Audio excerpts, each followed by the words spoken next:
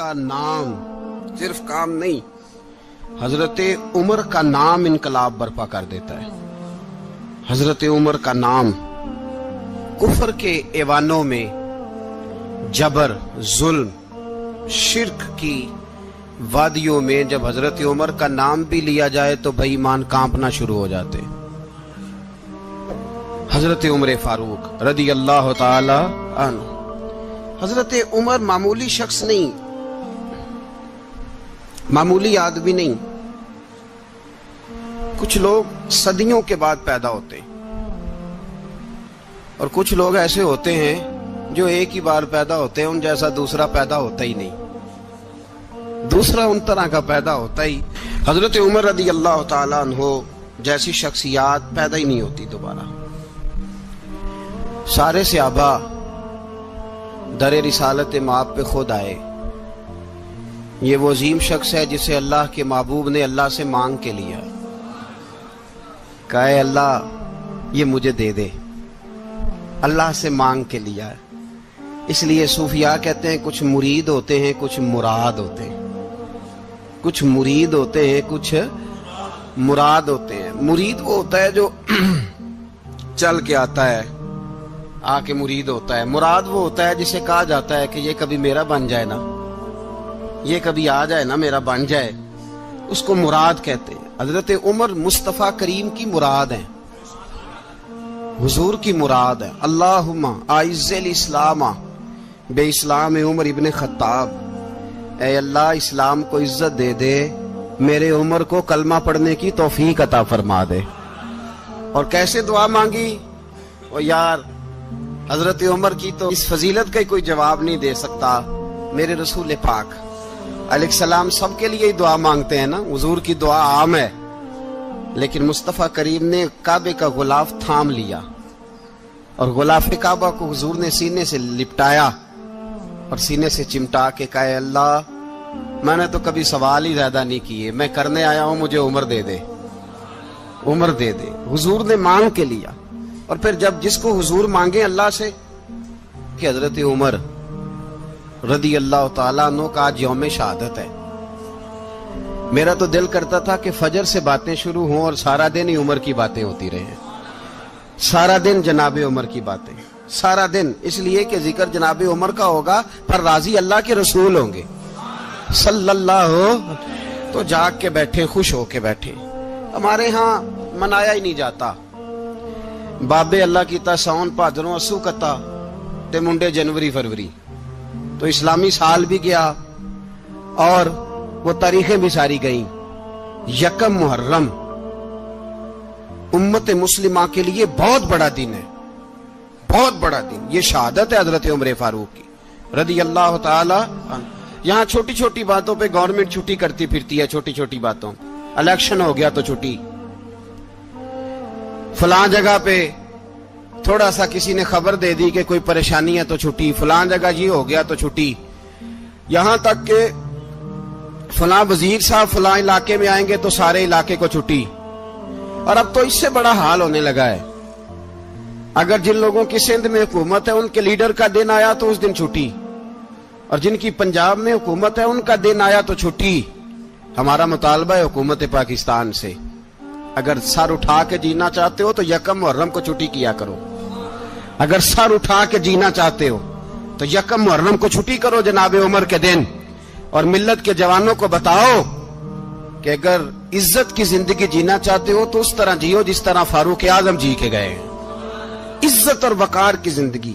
جمہوریت حضرت عمر سے سیکھنی پڑے گی، حکومت کرنے کے طریقے حضرت عمر سے، رعایا کو سیکھنا پڑے گا کہ امیر کس طرح بنایا جاتا ہے اور امیر کس طرح کے ہوتے ہیں۔ یہاں لوگ ہمیں یورپ کی مثالیں دیتے ہیں، لوگ یہاں ہمیں آ کر کے امریکہ کی مثالیں، انہیں کیا پتا حکومت کیا ہوتی ہے؟ وہ کہتے ہیں جی وہ سائیکل پہ جاتا ہے ان کا حکمران۔ میں نے کہا وہ سائیکل پہ جاتا ہے؟ میرے عمر فاروق مدینے سے مکے گئے تھے تو پیدل ہی حج کرنے چلے گئے، پیدل ہی۔ اور جناب عمر فاروق رضی اللہ تعالیٰ عنہ عید کی نماز پڑھانے گئے، عید کی نماز عمر خطبہ عید دینے گئے۔ اور اس زمانے میں کون سا غریب ہے جو ننگے پاؤں جاتا ہو؟ کون سا غریب ہے جو مسجد ننگے پاؤں جاتا ہو؟ لوگوں نے تو 3 قسم کی چپلیں رکھی ہوئی ہیں، ایک مسجد جانے کی علیحدہ ہے، گھر پہننے کی علیحدہ ہے، شادی بیاہ پہ جانے کی چپل علیحدہ ہے۔ حضرت عمر فاروق رضی اللہ تعالیٰ عنہ نکلے عید کا خطبہ دینے کے لیے، تو بیوی سے کہنے لگے جوتا، اس نے کہا صاحب اتنی دفعہ ٹوٹا ہے اب گانٹھا نہیں جا سکتا، اتنی دفعہ ٹوٹا ہے کہ اب دوبارہ پیمند نہیں لگ سکتے۔ تو حضرت عمر کہنے لگے چل کوئی حرج نہیں، بغیر جوتے کے ننگے پیر ہی چلتے ہیں، کوئی حرج نہیں۔ تو کہنے لگے لوگ کیا کہیں گے؟ فرمایا چپ کر، لوگ جس دن عمر نے یہ دیکھ لیا نا لوگ اس کے بارے میں کیا کہتے ہیں، اس دن عمر عمر نہیں رہے گا۔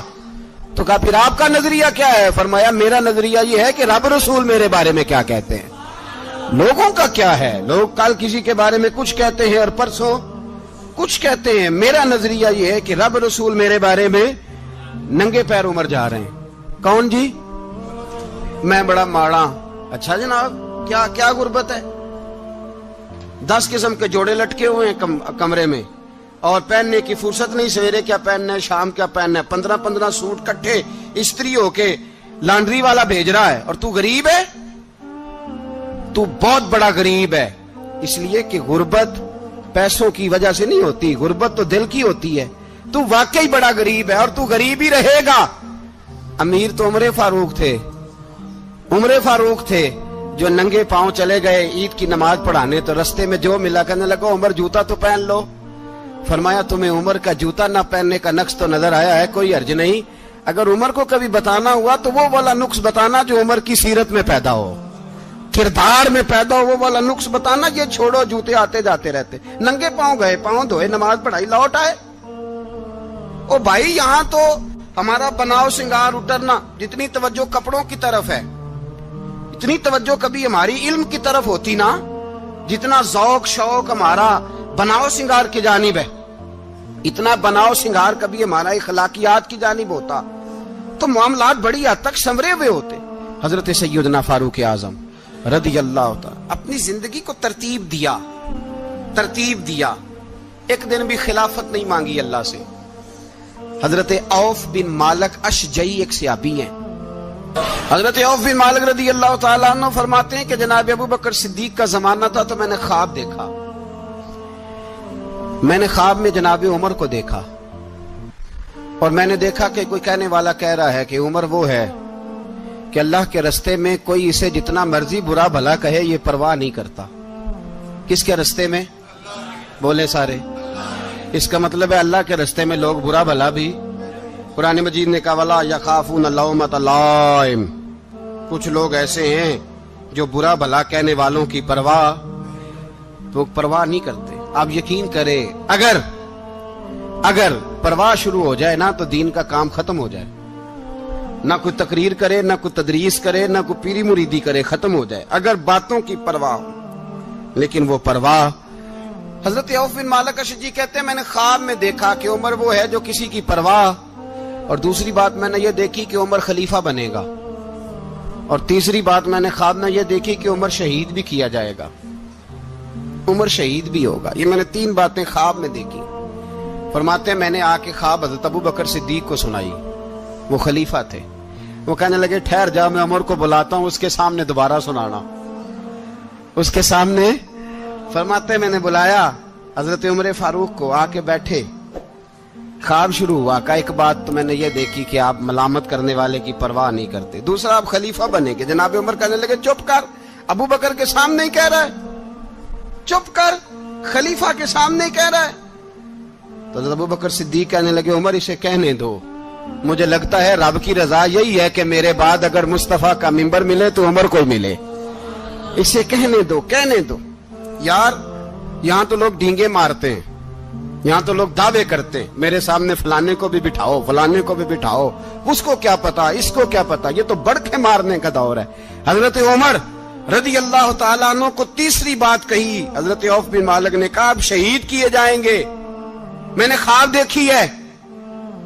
نیک لوگوں کے خواب بڑی حد تک سچے ہوتے ہیں۔ کہا میں نے خواب دیکھی ہے۔ تو حضرت عمر کہنے لگے شہید تو دلیر لوگ ہوتے ہیں، شہید تو دلیر، جسے سارا زمانہ دلیر کہہ رہا ہے وہ اپنے بارے میں کیا کہہ رہا ہے؟ کہتے ہیں شہید تو دلیر، میں تو کاہل سا آدمی ہوں، سست آدمی ہوں، میں تو اتنا کام ہی نہیں کرتا، تو یہ خواب تو نے جو دیکھا ہے نا फिर से देखना।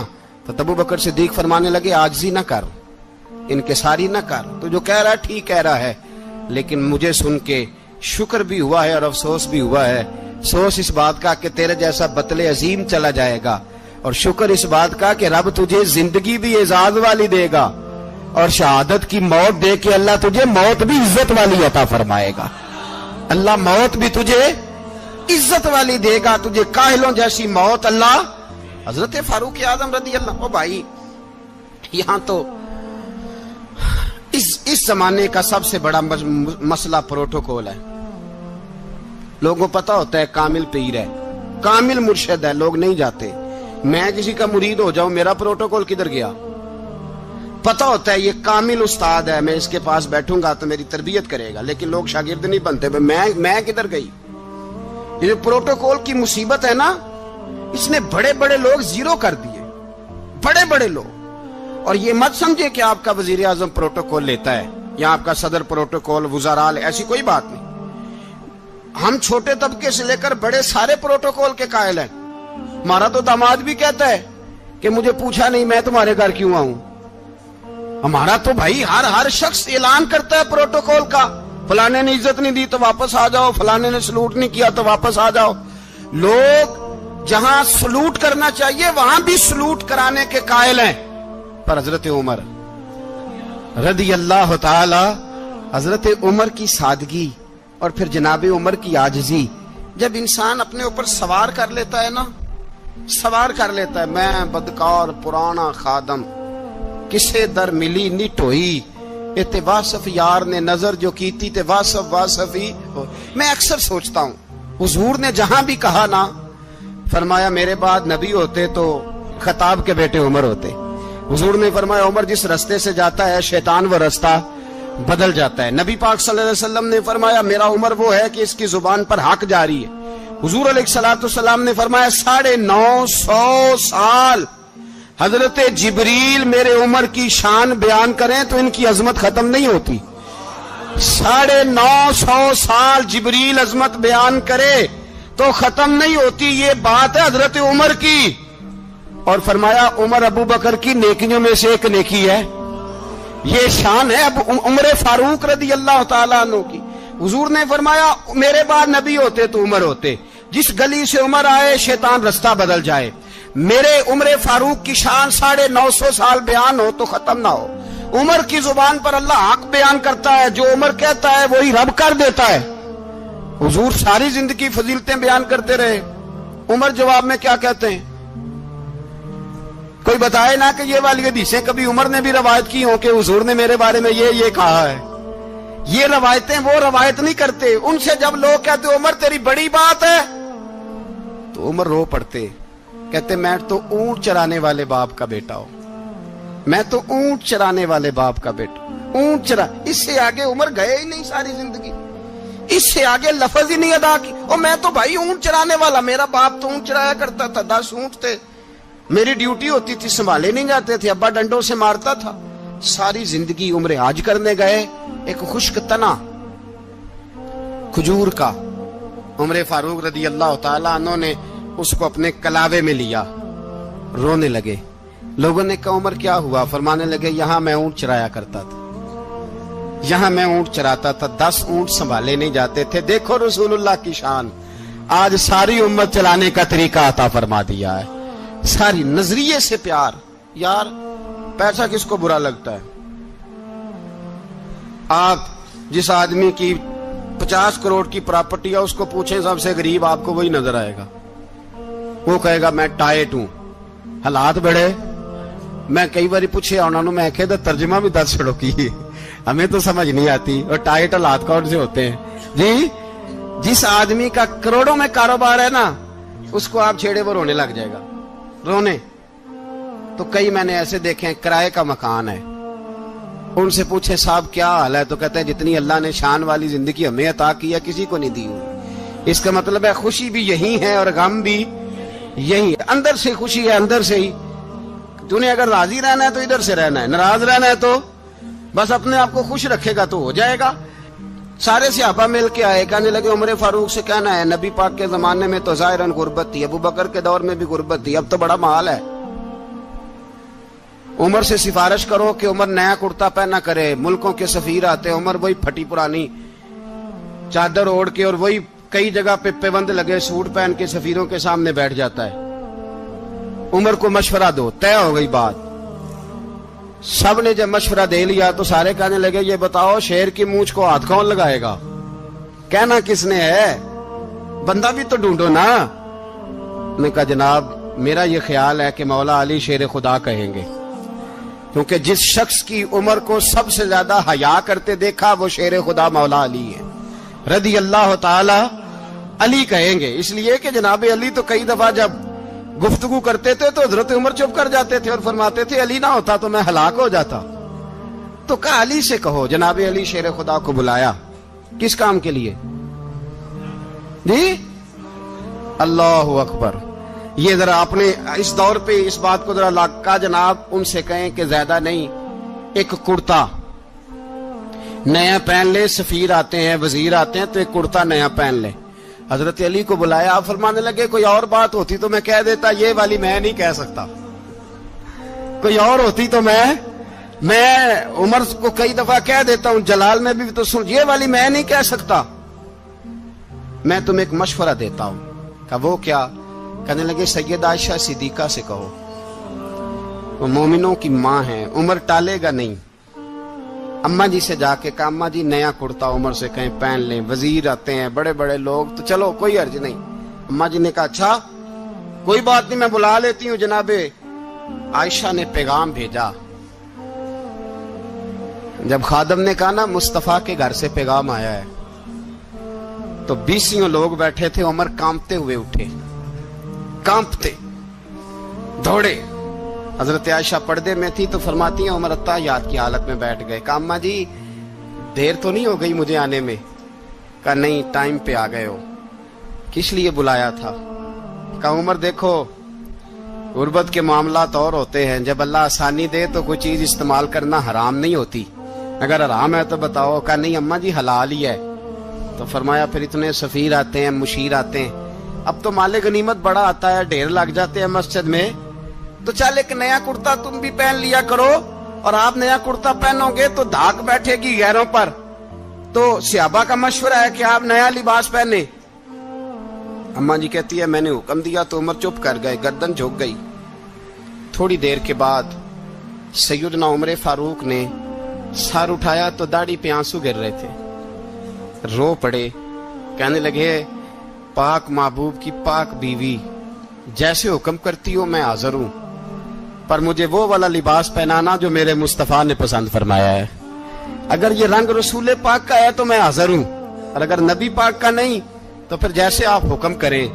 جناب عائشہ کہتے ہیں عمر روئے تو میں زیادہ روئی, میرا پلو بھیگ گیا آنسوؤں سے. میں نے کہا عمر آپ جائیے. عمر یوں نکلے تو جو صحابہ کھڑے تھے وہ کونے میں تھے, سارے آ گئے. کہا اماں جی کیا بناؤ؟ فرمایا بھائی تم سب جو باتیں کہتے ہو وہ اپنی جگہ ٹھیک ہیں, پر عمر جو بات کرتا ہے وہ سب سے زیادہ ٹھیک ہے. عمر جس پہلو پر بات کرتا ہے وہ یار ایسی عاجزی, ایسا رنگ, ایسا انداز, ایسا طرز حیات, ایسی زندگی. اولاد کے معاملے میں لوگ بزدل ہو جاتے ہیں, بزدل. پر حضرت عمر کا بیٹا مصر گیا, وہاں سے کمائی کر کے لایا, تجارت کرنے گیا, لاکھوں کا مال. کون سا باپ ہے دنیا میں جس کا بیٹا باہر سے پیسے لے کے آئے تو ابا تفصیل پوچھے کہ بیٹا کہاں سے کمائے, کہاں سے لایا, کتنے ملے, کیوں آئے؟ کون سا باپ تفصیل پوچھتا ہے؟ ابا تو کہتا ہے لا صحیح, اور تعریفیں کرتا ہے میرا بیٹا بڑی کمائی کرتا ہے. کبھی پوچھا ہے اس سے کہ ڈیوٹی صحیح دیتا ہے کہ نہیں؟ کبھی پوچھا ہے کہ تو ایمانداری کی روزی لاتا ہے کہ حرام کی کماتا ہے؟ یہ باپ کی ذمہ داری ہے, یہ اماں کی ذمہ داری ہے. پھر کہتا ہے بیماری کیسے آ گئی, پریشانی کیسے آ گئی؟ تو نے کبھی سوال کیا اپنی اولاد سے؟ حضرت عمر فاروق رضی اللہ تعالیٰ عنہ کا بیٹا مصر سے پیسے کما کے لایا تو جناب عمر نے بلایا, فرمایا بیٹے اتنی تو تیرے پاس راس ہی نہیں تھی, تھوڑے سے تو پیسے لے کے گیا تھا, اتنی کمائی کیسے ہو گئی؟ اتنے تو پیسے نہیں تھے صاحب, کہاں سے کمائی لائے؟ اس نے کہا ابا جی وہ جو میرے چچا ہے نا مصر کے گورنر, آپ کے دوست, انہوں نے میری مدد کی ہے. فرمایا جتنے لوگ گئے تھے سب کی ہے مدد اس نے؟ کہا نہیں صرف میری کی. فرمایا تیری کیوں کی؟ تیری کیوں کی؟ کہا حضور آپ کے دوست ہیں. فرمایا چپ کر. حضور انہوں نے مجھے اتنے پیسے دیے, میں نے کاروبار میں ڈالے تو نفع آیا تو میں ان کی رقم دے کے. فرمایا خاموش ہو جا.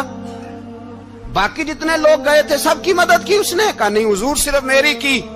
فرمایا اس نے تیری مدد نہیں کی, اس نے خلیفہ کے بیٹے کی مدد کی, اس لیے کہ وہ خلیفہ کو اپنے حق میں نرم کر سکے. فرمایا آدھا مال تیرا ہے, آدھا مال غنیمت کا ہے, مال خزانہ کا ہے, مسلمانوں کا ہے, اس لیے کہ تو جو وہاں سے مال کما کے لایا ہے وہ اپنے باپ کے خلیفہ ہونے کی وجہ سے کما کے لایا ہے, لہذا رکھ ادھر. یہاں کہتے ہیں کدھر سے آیا, کیسے آیا, کون سا حساب دیں, کیا کریں. او بھائی حضرت عمر رضی اللہ تعالیٰ عنہ کا اپنی اولاد کے بارے میں یہ رنگ ہے. ایک جنگ سے نا خوشبو آئی, خوشبو بڑی مہنگی ہوتی تھی, عرب میں خوشبو آج بھی بڑی مہنگی ہے, وہ زیادہ استعمال کرتے ہیں. میری باتوں کی سمجھ آ رہی ہے میرے بھائی؟ بڑی مہنگی خوشبو تھی. جب وہ خوشبو آئی تو حضرت عمر نے کہا, گھر میں پہلے پہنچی حضرت عمر کے, چونکہ زیادہ عورتیں استعمال کرتی تھی گھر کے اندر خوشبو, مرد بھی لگاتے تھے. حضرت عمر نے اپنی بیوی سے کہا, آپ کی زوجہ تو تھی وہ بڑی خوشبو کو پسند کرتی تھی. حضرت عمر نے اپنی زوجہ سے کہا کہ خوشبو لاؤ, میں نے ایک عورت کی ڈیوٹی لگائی ہے, وہ خوشبو تول کے نا تو حصہ برابر صحابہ میں بانٹ دے گی. تو آپ کی زوجہ کہنے لگی کسی بی بی کی ڈیوٹی لگانے کی کیا ضرورت تھی, میں جو موجود تھی میں بانٹ دیتی ہوں تول کے حصہ برابر. آپ نے فرمایا نہیں تو رہنے دے, وہ فلانی بی بی بانٹے گی. کہا حضور میں نے بھی بانٹنی ہے, میرے پہ کچھ حق ہے؟ آپ نے فرمایا نہیں, تو تفصیل نہ پوچھ, تو خوشبو دے دے, کوئی اور بانٹے گی. خاتون خانہ تھی نا, کہنے لگی نہیں مجھے بھی آج آپ کو بتانا ہی پڑے گا کہ کوئی جو بانٹ سکتی ہے تو میں کیوں نہیں بانٹ سکتی. زوجہ کہتی عمر نے بات کی تو میری چیخیں نکل گئی. حضرت عمر فرمانے لگے جب تو خوشبو بانٹے گی نا تیرے ہاتھوں کو بھی لگے گی, تیرے دوپٹوں کو بھی لگ جائے گی. اگر رب کریم نے مجھ سے سوال پوچھا کہ عمر خوشبو تو مسلمانوں کی تھی, تیری بیوی کے دوپٹے کو کیوں لگ گئی, تو میں اللہ کے حضور کیا جواب دوں گا؟ اگر اللہ نے یہ سوال کیا کہ تیری بیوی نے کیوں لگائی, وہ تو حصہ تھا مسلمانوں کا, تو نے تیری بیوی نے کیوں لگائی؟ تو فرمایا میں نہیں چاہتا کہ اللہ کے حضور مجھے اور تجھے باز پرس ہو, لہذا کسی اور کو بانٹنے دے. زوجہ روئی اور تڑپ کے کہنے لگی عمر مجھے لگتا ہے صبح قیامت بھی تیری بیوی ہونے کی وجہ سے اللہ مجھے جنت عطا فرما دے گا, تیری زوجہ ہونے کی برکت سے. بھائی یہ معیار رکھا, خدا کی قسم ایسا شخص تاریخ میں دوبارہ نہیں آیا. اتنا بڑا آدمی, اتنا بڑا شخص, اتنا بڑا آدمی, اور پھر رنگ یہ ہے کہ عمر 22 لاکھ مربع میل کا حکمران, 22 لاکھ, اور کھجور کے درخت کے نیچے مٹی کا ڈھیلا لے کے سو گئے ہیں, پرواہ کوئی نہیں, کوئی مسئلہ ہی نہیں. 2 غلام ساتھ بیٹھے تو ایک روٹی حضرت عمر نے گھر سے منگوائی, تھوڑا سا سرکہ, تو غلام کہنے لگے ہم نے بھی کھانی ہے. فرمایا کوئی حرج نہیں, روٹی کو پیٹ بھر کے کھانا ضروری تو نہیں, 3 حصوں میں بانٹ لیتے ہیں. ایک آدمی آیا ہوا تھا مصر کا رہنے والا ملنے کے لیے, اس نے پوچھا عمر کدھر ہیں, تو کہا وہ ادھر جاؤ مسجد میں بیٹھے ہوں گے. اور واپس آیا تو کہنے لگا وہاں تو 3 غلام بیٹھے ہیں, ایک روٹی بانٹ کے کھا رہے ہیں, لگتا ہے کئی دنوں سے روٹی نہیں ملی. کہا 3 غلام تو کوئی نہیں, وہاں 2 ہی تھے, تیسرے تو امیر المومنین تھے. اس نے کہا نہیں 3 غلام ہیں, کپڑے بھی ایک طرح کے پہنے ہوئے, بلکہ 2 کے تو پھر صحیح ہیں, تیسرے کے تو زیادہ ماڑے ہیں. کپڑے بھی ایک طرح کے, کھانا پینا بھی ایک طرح کا, اور ان کا نشست برخاست بھی ایک طرح کی ہے, لہذا کوئی فرق نہیں. حضرت ابو ہریرہ کہتے ہیں میں لے کے آیا, اور جناب عمر کو جب میں نے کچی زمین میں تامت سمیٹ بیٹھے دیکھا تو میں رو پڑا.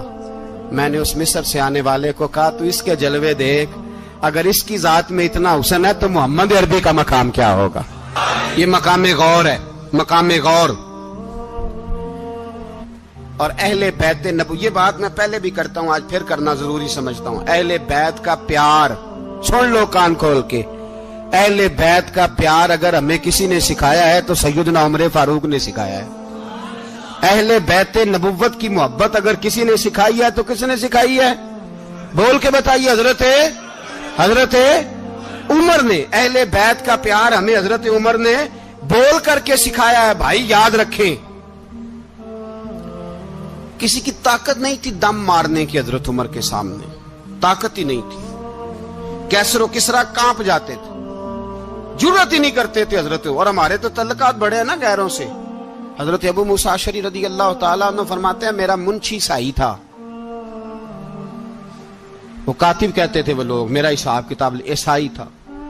तो फरमाते हैं एक दिन मैंने वो सारा हिसाब किताब लेन देन के हजरत उमर को दिखाए तो फरमाने लगे जिसने लिखे हैं उसको बुलाओ। कहने लगे हुजूर मस्जिद नहीं आ सकता। तो क्यों नहीं आ सकता? कहने लगे वो ईसाई है। कहते हैं हजरत उमर जलाल में आ गए। आप फरमाने लगे जिन्हें रब दूर करता है तुम क्यों करीब करते हो? जिन्हें अल्लाह दूर करता है। फरमाया तुम गैरों को अगर ओहदे दोगे तो अपनों का क्या बनेगा? अगर तुम गैरों को ओहदे दोगे तो अपनों का। ये सोच है जो आज बर्मा के मुसलमानों के लिए भी जरूरी है। कहा अगर तुम गैरों को ओहदे दोगे तो अपनों का। हमने गैरों को ओहदे दिए तो देखा ना अपने किस तरह काटे जा रहे हैं। गैरों को जो ओहदे दे दिए जराने सारे गैरों से, रोज दावा होता है चीन हमारा सज्जन है, चीन हमारा दोस्त है। ओ भाई दोस्त है तो उससे कहो ना कि बर्मा तो तुम्हारी एक छोटी सी रियासत है, चीन के बगैर तो वो सांस भी नहीं ले सकता। उसको कहो ना उस हुकूमत पे दबाव डाले। लेकिन हम लोगों ने गैरों को दे दिए तो अपने पिस गए।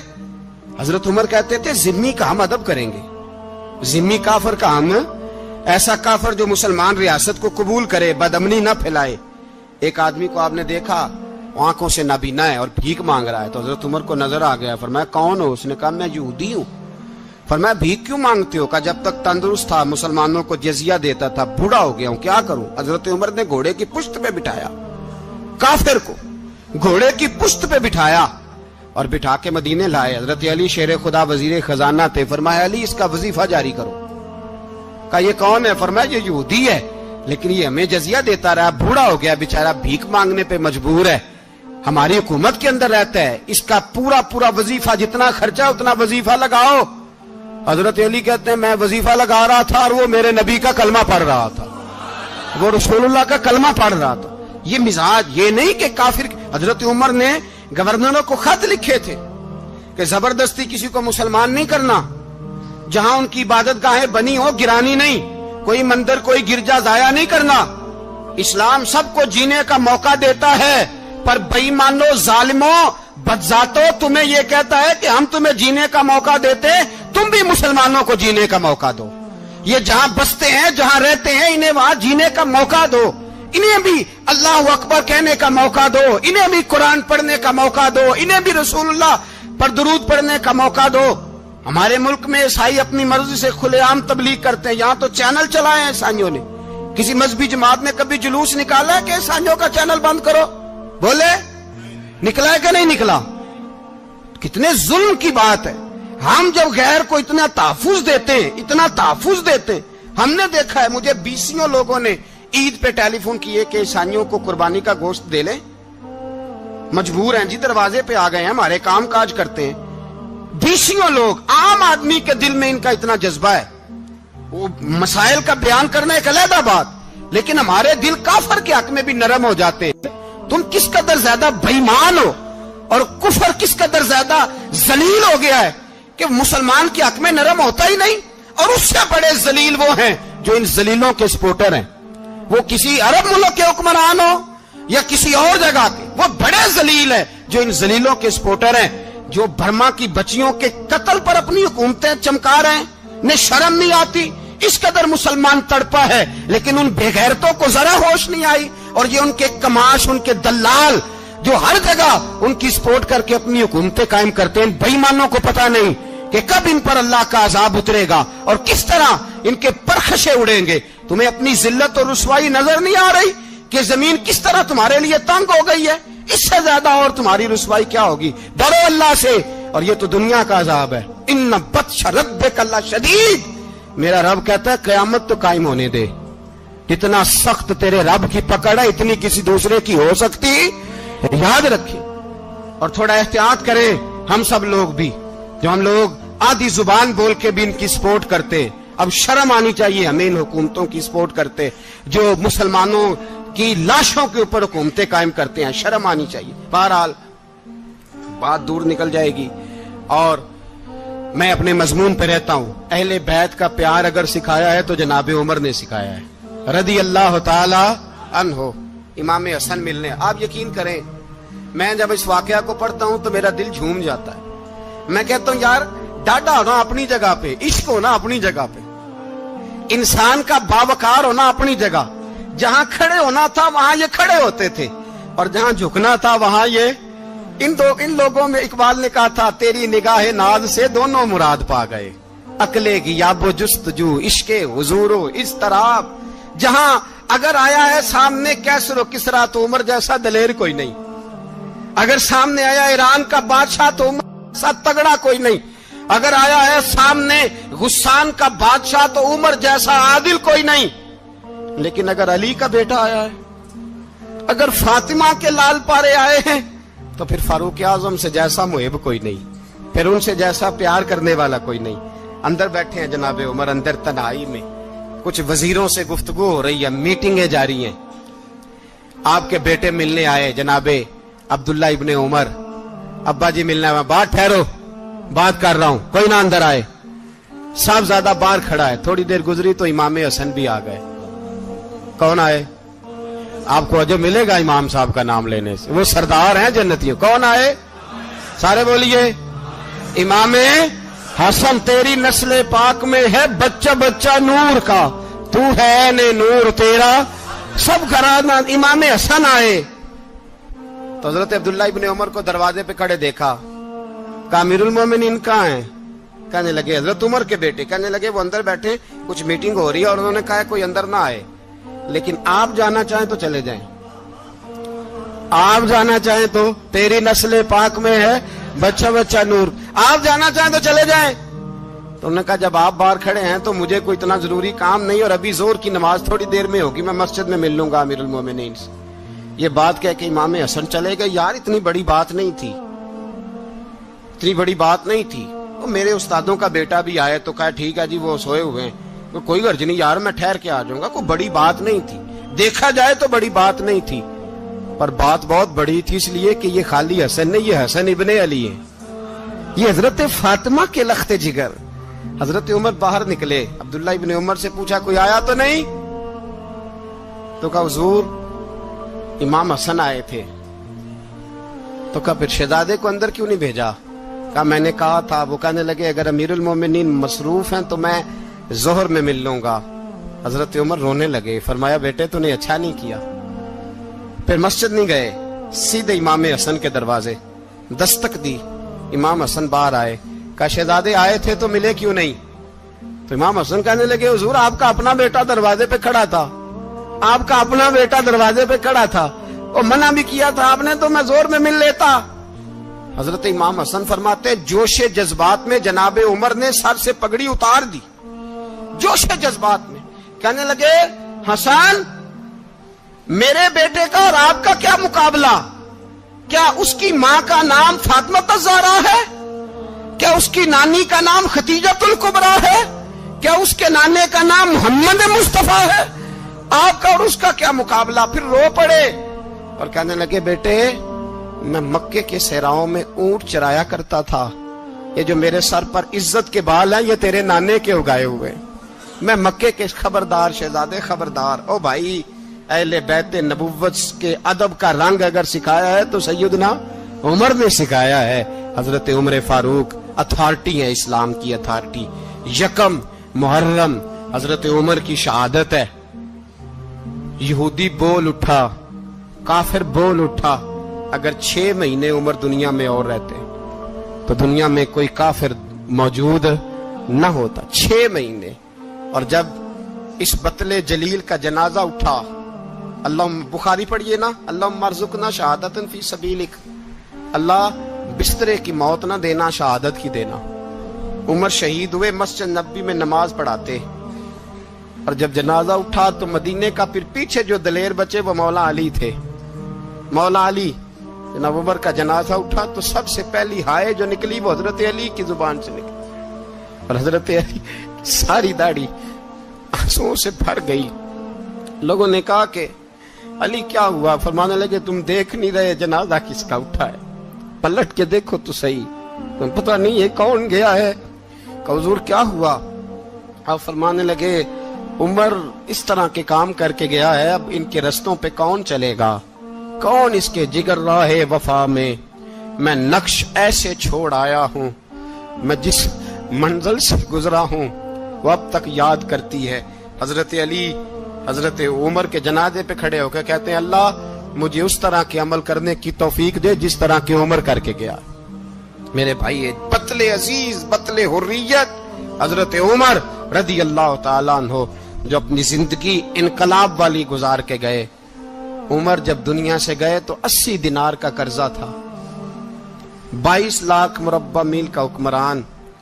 और अपने बेटे से कहने लगे, बेटे कोशिश करना तेरे खानदान वाले मिलके मेरा कर्जा उतार दे, मेरी कब्र पे बोझ ना रहे। और अगर खानदान वाले मदद न करें तो मेरे दोस्तों से बात करना, वो मदद न करें तो फिर अली से बात करना। इनका प्यार आपस में इतना, और तू इख्तलाफ साबित कर रहा है। 80 दिनार का कर्जा छोड़कर हजरत उमर दुनिया से गए और जाती दफा कह गए, मेरे बाद मेरे बच्चों को हुकूमत के मशवरे में भी शामिल ना करना, हुकूमत के मशवरे में भी मेरी औलाद शामिल ना हो। इतना बड़ा शख्स इतना बड़ा रंग दे के यकम मुहर्रम को जब उम्र फारूक का विसाल हुआ तो बेटे से कहने लगे, अम्मा आयशा से जाके कहो मेरा भी नबी पाक के रोजे में दफन होने को दिल करता है। एक कब्र की जगह है अम्मा जी ने अपने लिए रखी है, बुखारी या बुखारी। हजरत आयशा के पास साहबजादे गए, कहने लगे, अम्मा जी उमर को जख्म लग गया है, हालत बड़ी परेशानी वाली है। वो कहते हैं अगर अम्मा इजाजत दे। सैयद आयशा रो पड़ी, फरमाने लगी कि वो अपनी कब्र की जगह तो नहीं ना किसी को देता। पर उमर ने कमाल ही बड़ा किया, उसे कहो जाओ गुंबद खजरा में कयामत तक जो मुस्तफा पे और अबू बकर पे सलाम पड़ेगा वो तुझ पे भी सलाम पढ़ के जाएगा। दोस्तों, उम्मीद करता हूँ कि आप हजरात ने इस बयान को पूरा सुना होगा। बयान कैसा लगा कमेंट में ज़रूर बताना और अपने दोस्तों और रिश्तेदारों के साथ शेयर ज़रूर करना। अल्लाह हम सबको इस बयान पर अमल करने की तौफीक अता फरमाए। तो दोस्तों, फिर मिलते हैं अगली वीडियो में। जब तक अपना ख्याल रखिए, हमें दुआओं में याद रखिए। अस्सलामु अलैकुम वरहमतुल्लाहि वबरकातुहू।